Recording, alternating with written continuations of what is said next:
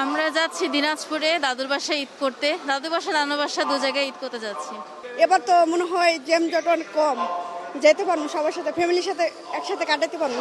তো অন্য সময় তো এখন পর্যন্ত স্টেশন ফাঁকা, তো বাকিটা ট্রেন এখনো প্ল্যাটফর্মে দেয় নাই। 1 ঘন্টা বাকি আছে, আশা করি দিয়ে দিবেন। সবকিছু ঠিকঠাকই আছে। ইনশাল্লাহ অনেক ভালো হইব, ফ্যামিলির সাথে কাটাবো না, অনেক ভালো হইব। কারণ ফ্যামিলির সাথে অনেক বছর পর একসাথে ঈদ করা হচ্ছে, ঢাকা থেকে যাওয়া যায় না, অনেক ভিড় থাকে, জ্যাম জটে পড়ে থাকি, যেতে পারি না। এবার তো মনে হয় জ্যাম জট অনেক কম, যেতে পারবো সবার সাথে, ফ্যামিলির সাথে একসাথে কাটাতে পারবো।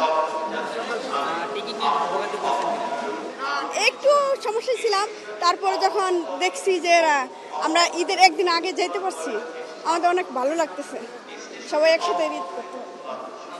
সার্বিক অবস্থা আজকে তো পর্যন্ত ভালো দেখলাম। আসলে আজকে তো ট্রেনের টিকিট গতকালকে সন্ধ্যা পর্যন্ত ছিল না, তো সন্ধ্যায় যখন আজকে ঈদ হবে না তখন রাতে 8টার পরে টিকিট ছাড়লো, অনলাইনে টিকিট কাটলাম, খুব ভালোভাবে টিকিট পেয়ে গেলাম। সকালবেলা বের হলাম, রাস্তা একদম ফাঁকা ছিল, এই যে স্টেশনে এসে ঢুকলাম। তো অন্য সময় তো এখন পর্যন্ত স্টেশন ফাঁকা, তো বাকিটা ট্রেন এখনো প্ল্যাটফর্মে দেয় নাই। 1 ঘন্টা বাকি আছে, আশা করি দিয়ে দিবেন। সবকিছু ঠিকঠাকই আছে।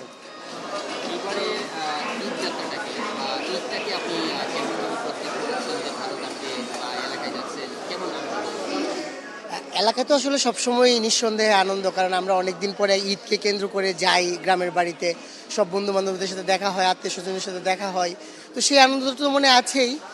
তো সব মিলে ভালো, মানে এবং আমার পাশাপাশি আশেপাশের মানে আমার পরিবেশের আশেপাশের সমাজের অন্যরাও যারা সবাই ভালো ঈদ করলে ভালো লাগে আর কি, সবাইকে নিয়ে ঈদটা ভালো করতে পারলে ভালো লাগে আর কি। আমরা যাচ্ছি দিনাজপুরে দাদুর বাসায় ঈদ করতে। দাদুর বাসা নানু বাসা দু জায়গায় ঈদ করতে যাচ্ছি, যেহেতু এবার হচ্ছে ছুটিটা বেশি পড়েছে, তাই আর কি যাওয়া হচ্ছে।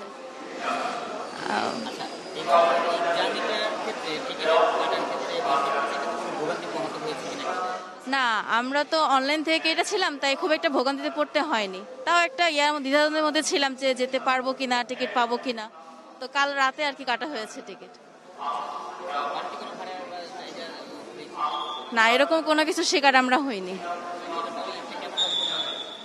আশা করা যায় ভালো হবে।